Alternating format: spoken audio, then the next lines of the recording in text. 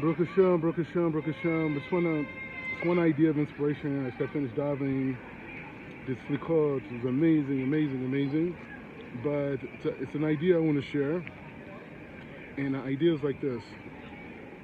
Yesterday I saw on Instagram a video of a group of AI robots that were in a stadium, right? And they were put in a stadium to like simulate a crowd, and they're cheering and this and something.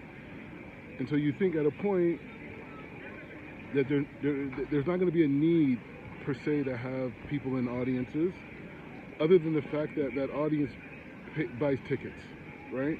But if there was another way to generate the income that people would have for tickets through some other digital streaming process, that the stadium itself, you could in essence fill up with AI robots. Like when you think about Corona, a lot of sporting leagues, like the stadiums the arenas were empty, right? For specifically basketball, right? So when you think about it from that aspect, you think about the idea of human labor and the idea of what humans contributes like on a daily basis can be now replaced by social technology. Now, some people are like, wow, you know, that's such an innovation.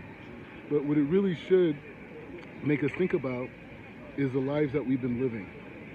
That if a robot that doesn't have the ability to elevate to higher consciousness, to be able to empathize, to be able to transform nature and perception, a robot that does not have that ability can now replace us, right? Replace us as people. Then we have to think about what are the lives that we've been living. How we've been living like robots, how we've been living in this state of not expressing what makes us unique, how we fall into this uniformity of the collective. You know, so I think on this time during Rosh Hashanah, during this time from Rosh Hashanah all the way to the end of Sukkot, right, all the way to Simchat Torah, that we should really be thinking about, have I been contributing the same exact level to humanity as a robot could do?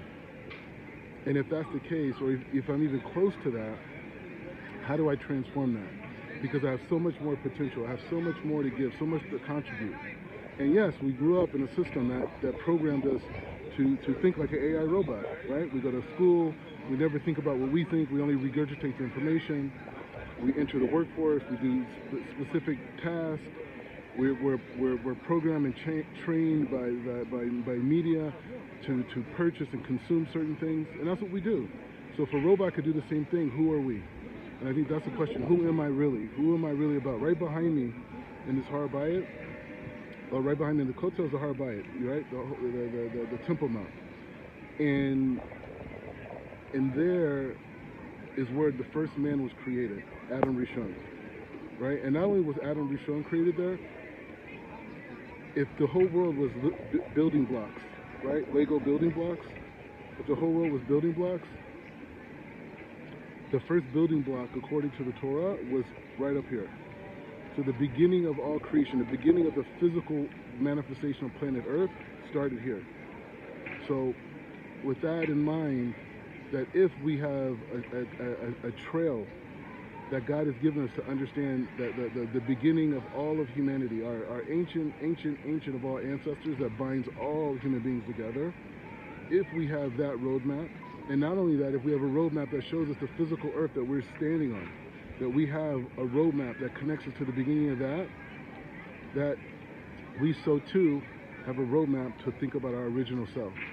The self that before we were programmed to train to live like robots, like AI robots in essence, that we have so much more to contribute, and we can tap into that. And that's what Rosh Hashanah is about. Rosh Hashanah is about the day of removing and disconnecting from the judgment, from the negativity, from the klipa that stops us from being able to understand and connect to who we really are. Baruch atah Adonai, Leolam, Amen ve'amen.